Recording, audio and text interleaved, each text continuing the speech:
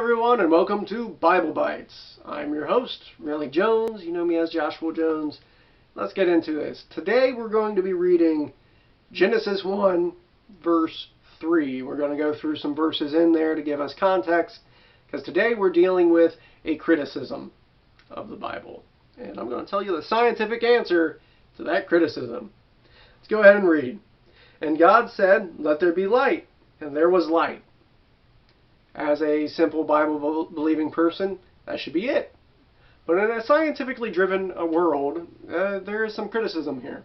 Because on day 4, which we read verse 19, that on the 18, 19, that God made the stars and the sun and the moon on day 4.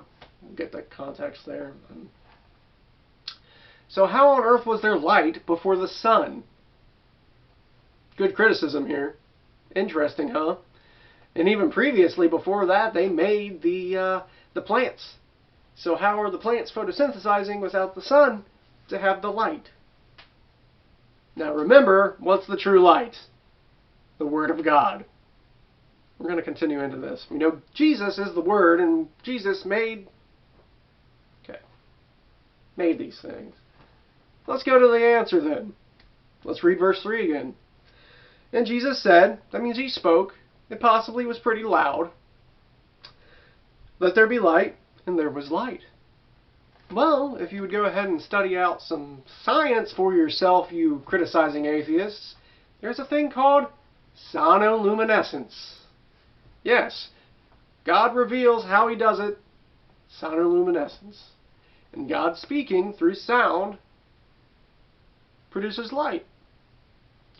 If you don't believe me, go look at one of the smallest creatures in the sea. Well, not zooplankton, but a couple inches long. Look at the pistol shrimp. It's the second loudest animal in the ocean, next to the blue whale. And it's only about 6 inches long. This thing blows up its prey with this big old claw. It cuts through the water with such force that the water is separated. Such a loud sound that it produces light. This bubble is called a cavitation bubble. It collapses with more heat than the sun. Get it? The sun? Like the thing that you're arguing that isn't being made. God created light with a sound. We also have background radiation from a supposed Big Bang, which I'm not fully believing in that. But could that radiation be from the heat from his words? I know, the heat of his words is what atheists are mainly uncomfortable with. But that's exactly what's going on here. I would suggest you to read the entirety of Genesis 1:1 to give you a context for these things. It's pretty important. But it being so early in the text, it's pretty much summed up in God did it through a odd physical phenomena called sonoluminescence. That lasted him enough time for the 4th day, and then he produced the the nuclear fusion reactors we call suns, and that's essentially what's going on there.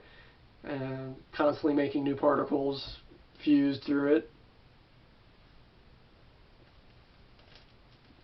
He eventually made the suns, and then that's the light in which we got now, because eventually that light faded from those words being spoken.